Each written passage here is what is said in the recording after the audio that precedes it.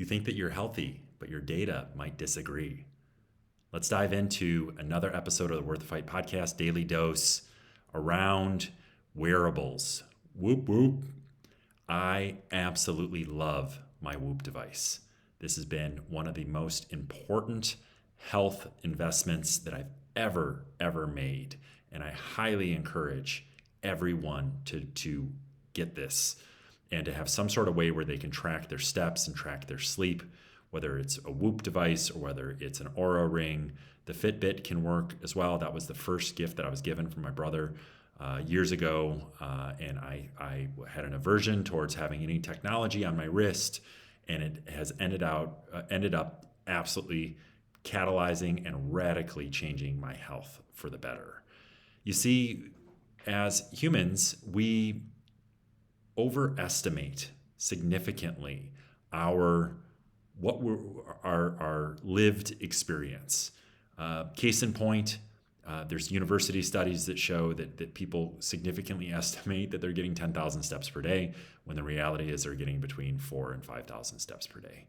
And we significantly overestimate the quality of our sleep as well. Subjectively, we do.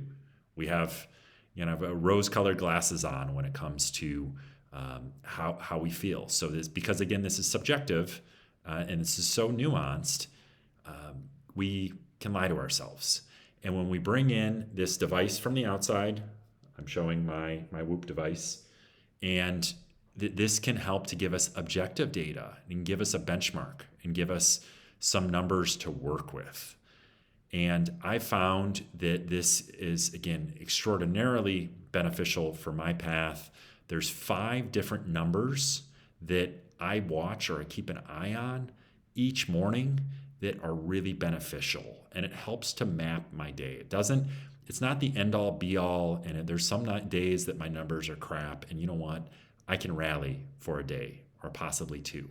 But if they're consistently low, then I know that I might be approaching burnout, and that this is a sign that I need to take a rest day, or I need to chill, or I need to make an adjustment in my diet, or I don't drink much alcohol anymore, but alcohol is really hard on our HRV, our heart rate variability. That's one of the metrics that I watch closely, probably the one that I watch most closely.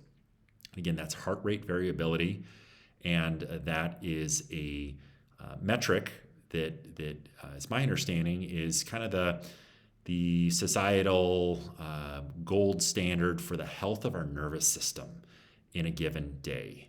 And they measure the heartbeats, and that is tied to resilience, it's tied to recovery, and how we can handle stress. And a lot of that is based on how we slept, the food that we ate the night prior, our exercise load the day prior, etc. So there's so much that goes into this, almost a matrix of, or an algorithm, a computational algorithm that we get, again, a score each morning that is our readiness. And when I have a high HRV and a high recovery score, I'm getting a green light, 85%, 90%. I'm recovered, I'm restored, 2 thumbs up. Give them hell, Matt. Get after the day. Get a workout in, maybe even get 2 workouts in. You've got lots of energy. So that's how I would approach that. If it was a yellow score, it's going to be a little bit more cautious. Maybe it's a 60% or 50%. And then I'm going to tread lightly, but still know that I can exert energy and push myself and embrace strain. If I have a red stop sign, which only happens about once or twice per month, that's a sign, hey, Matt, you're blowing through your stop signs and you are pushing yourself too hard. And so we're going to give you a stop sign and say that you got to take some time off for recovery. And that doesn't necessarily mean that I have to do nothing that day, but that means that, hey, I have to start really paying attention to this, and I have to start focusing on recovery activities, which are going to be more slow breathing, more meditation, perhaps more walking, getting away from weight training for a day, maybe skipping the gym for a day, perhaps some cold exposure, getting in the cold plunge, or the sauna. These are recovery activities that will help me recalibrate my nervous system.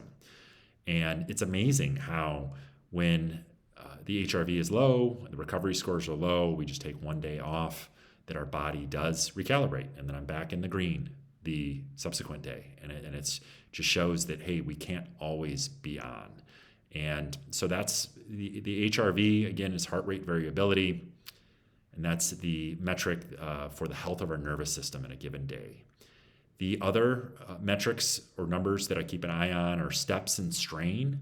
So we get to see, and again, we significantly overestimate how many steps we have. So it's nice to have that objective data. I remember when I first had that Fitbit, this was pure gold, because this helped me help me redesign my life in terms of habits. So I would get out and get that morning walk, and I'd have a walk at lunch, and I was walking more. I was building walking more into my life, like walking to the grocery store, and the steps added up, and then I've consistently, it's just how I live my life now, and I don't even think about it. I don't have to. Frankly, I don't keep an eye on my steps anymore, because I'm always around 10,000, and I'm at the gym 5 to 6 days per week. But there was a time where there was a lot of lethargy and lower energies, and there was days where I was in that 2,000 to 5,000 step range, and I was not being mobile, and I needed that accountability so I could get up and go for that walk and make that conscious effort to have more movement. Again, we've evolved from hunter-gatherer ancestors that were always on the prowl and always on the move, looking for their next hunt and the next sustenance of food. So again, we're always moving. So and now we live in this sedentary, alienated, isolated society where we're sitting indoors at offices, and we're indoors, I think 90% of the time, which is not, it's a major evolutionary mismatch. So we're going to push back against that and get out, and we're going to schedule more walks, get out for that morning walk, get out for that walk after lunch, get out for that walk after dinner. And that'll also help with reducing blood sugar spikes. That walk after a meal is going to reduce the blood sugar spike by 20 to 30%. So that's another motivation to get out and get the steps and to get the vitamin D and to feel good and maybe have social connections outside and to get out of the house. And so again, the steps and strain is another metric that I keep an eye on, not as much as I used to. As again, when I first got the Fitbit, I was not very active. I thought that I was, but I wasn't. And I remember how that motivated me to start running, and I had this Strava running app with my brother, and it was just a major blessing to have that. And now I'm working out 5 to 6 days per week. I'm 46 years old, absolutely obliterating my fitness goals. I've never felt this good in my entire life. So again, that was all catalyzed with this Whoop device, or it was the Fitbit was the first iteration. Again, Whoop or the Oura Ring is also very popular. Some people use the Apple Watch, but the Apple Watch is problematic because it doesn't have a good charging system. You've got to take the watch off each night and charge it. So that'll create friction. The beauty of the Whoop device is that you can wear this for 2 weeks straight without having to recharge it. And then when you do charge it, there's a battery that you can put on while you're wearing it. So in theory, you never have to take the Whoop device off. I'm not getting any money for doing the advertisement for Whoop device. This is just something, again, that I believe in. The resting heart rate is another metric that we keep an eye on. And resting heart rate is tied, the lower the heart rate, the longer we live. So we have this data that we can look at, and it shows us where we're at in the day-to-day and where we were last month and the month prior. And we get to see where we're trending, if we're trending up or we're trending down. That can be really helpful too, because sometimes these bad habits or busy will creep into our life, and then we can see like, whoa, my numbers like went to hell this month. What is happening? What am I doing? Am I spending too much time being social? Is this relationship good for me? I know a few months back I was dating this wonderful woman, but we were staying out late, and we were having more drinks than I was accustomed to, and that was showing up on my Whoop device, and my HRV was taking a hit, and I even found myself, I had no big sickness, but I had a few colds that were popping up. And I was like, oh, what the heck is happening here? So these are, again, the objective data that we get can allow us to make the adjustments and so on.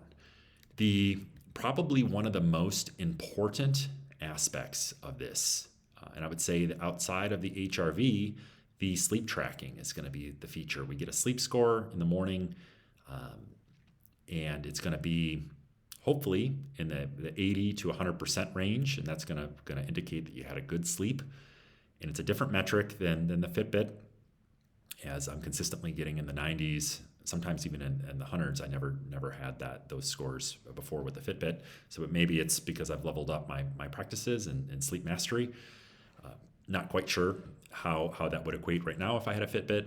But nonetheless, there's a metric that is going to be unique to each device. And the deep and the REM sleep, the sleep score, how much deep sleep you're getting and how much REM sleep you're getting are what we keep an eye on. And this is really, really important for the deep sleep. I've said this, and I've had many podcasts around sleep, and I would have never thought, if you would have asked me 7 years ago when I started this work as a microdose mentor, after I wrote Worth the Fight, empowerment coach. At this point, I've guided over 200 people through my magic and microdosing mentorship program. I would have not thought that I would have been a sleep coach, or that would be a big part of my work. And it has become a big part of my work. I consistently see my clients sleep better. I always remember that first conversation that we had where they're telling me that they're sleeping 6 to 7 hours and they're having sleep disturbances. And then throughout our work, they're getting in that 7 to 8 hour range. Sometimes I hear, whoa, I had an 8.5 hour sleep. And I, again, remember that first conversation that we had when they were having big problems. So this is something that we can work on with the Whoop device. Is going to help us run essentially a sleep study on ourselves every single night. We don't have to grip so tightly. And again, if we have a bad night's rest, it's not going to ruin our day, but we're looking for patterns over the course of time. And this is so incredible that we have this data, that this is open sourced, and that this is cost effective. Geez, I mean, the Whoop device it's free for the first month. I think you just pay $9, and then it's like $230 per year. And then all of the numbers show up on the phone. There's an app on the phone, and it's, the functionality is super strong.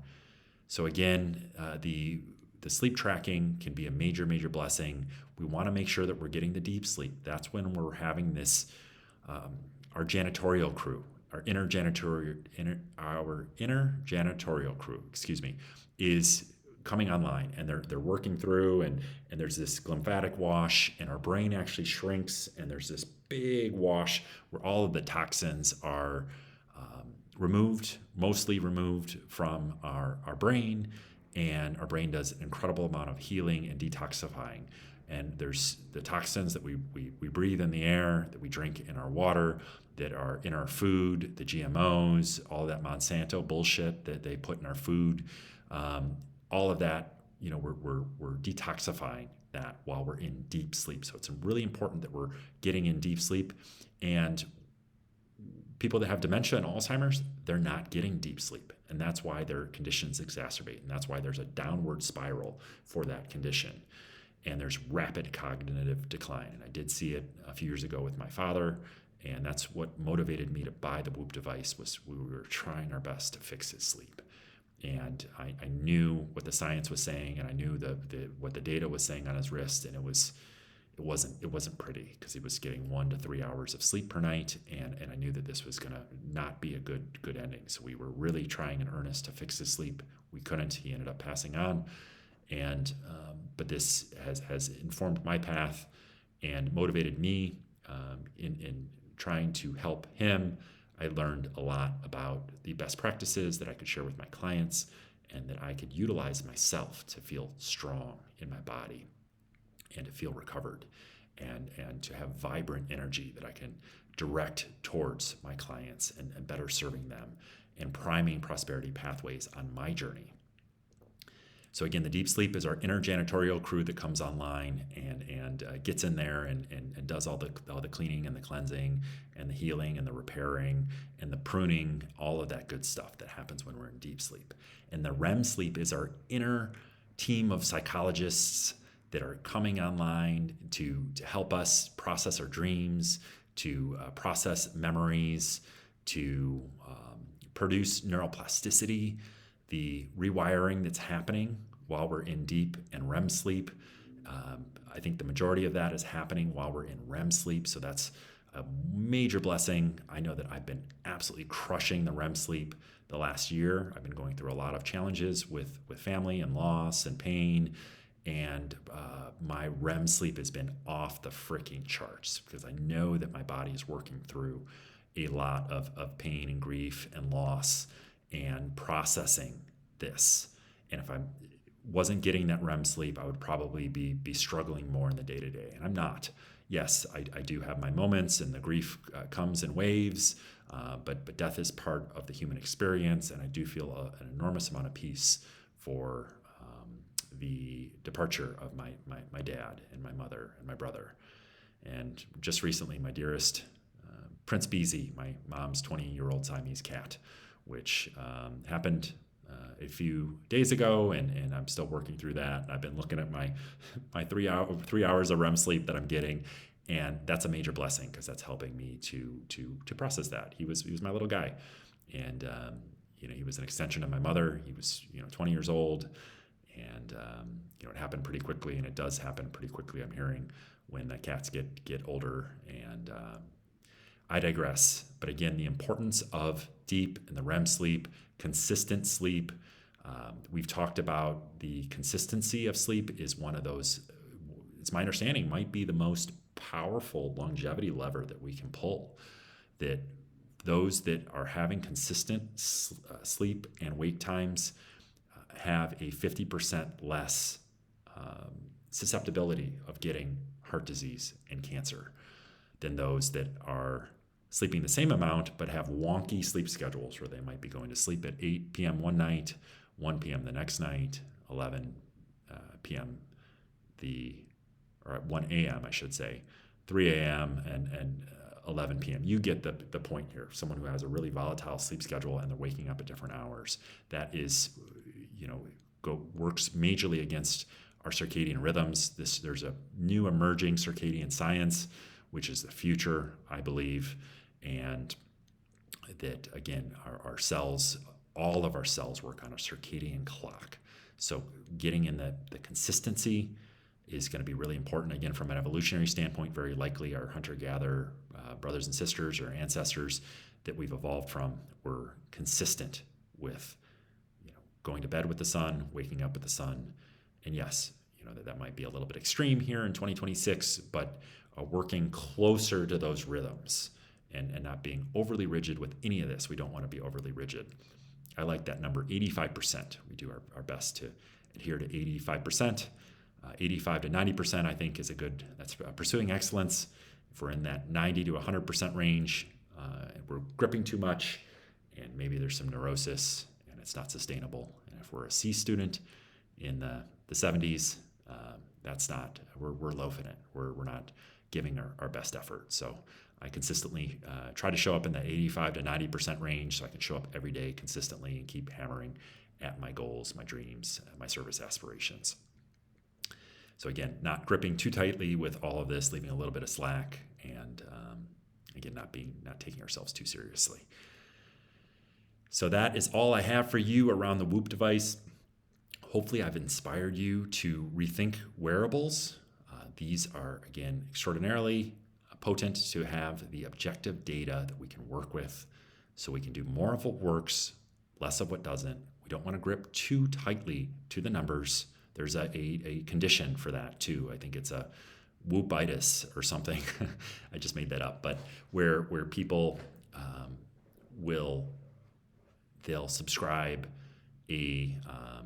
they're gripping too much to the numbers. And again, where we don't want to do that. I think there was a time on my journey where I was too focused on that. And now, again, it's just objective data that will help inform the path. It's not the end all be all, but it will help us, again, make the adjustments. And we're just looking for that mirroring to, again, show us what is in alignment. We do more of that, and what isn't, and we make those adjustments. And this can help us maybe outwit our ego. Our ego will lie to us and say that everything is fine and that we're moving enough and that our sleep is great, when the reality is it isn't. And there are adjustments that can be made. There's supplements that we can take. There's different breathing that we can do.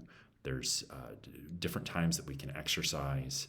There's sunlight that we can get in the morning. There's tons and tons and tons of adjustments that we can make that will ultimately allow us to be healthier, happier, stronger, and will present the conditions that are optimal for priming prosperity pathways, expanding creative vision, living life fully, doing the work that we're here to do.